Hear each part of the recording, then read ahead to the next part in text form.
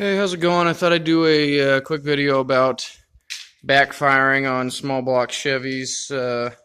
Any distributor motor, realistically.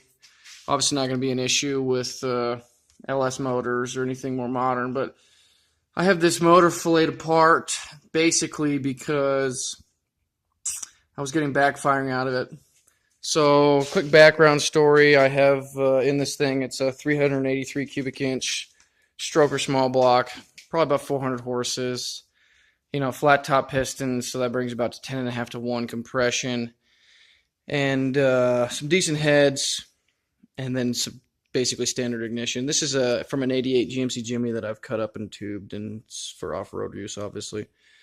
But basically, I was driving, and then it felt like the motor was starting to drag and misfire and stuff like that. So I was in the middle of a contest, actually, so I pull it over and start to pull the valve covers off, and all my rockers are loose. I have aftermarket roller rockers.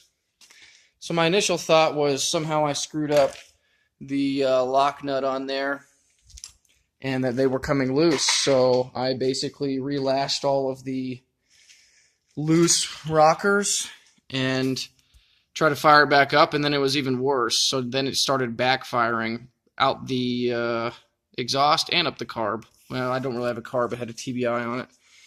But anywho, so when you have a backfire on a small block Chevy, first thing to look at is your ignition. You want to make sure that your timing is set up correctly so you can have it 180 degrees out. So basically what that means is on your distributor, wherever you set, so small block Chevy distributor, wherever you set your number 1 cylinder pin, you want it to be at top dead center, but you got to make sure it's at the correct top dead center. Top dead center for the compression stroke is what you want, not the other side. So it's commonly said as you're having the distributor 180 degrees out. So that's number 1. Number 2 would be your timing would be a little bit retarded. Typically that it'll still run, but it just won't, it'll backfire and run like crap. You want somewhere around like 10 to 15 degrees and maybe even a little more depending on your cam. However, another one is having the valve lash too tight, and that's what happened in my situation. I basically saw loosened up rockers, didn't think that it could have been a lifter problem, cinched them down, and then it started misfiring. Well, it took me forever to try and figure it out, but if you look at these lifters, it's flat tappet lifters. These ones are how it should be, and these ones are messed up.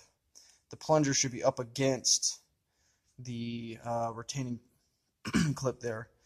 So these ones have lost their spring, and so I was basically lashing half a turn past essentially a solid lifter, which meant that the valves, both on several cylinders that were intake and exhaust,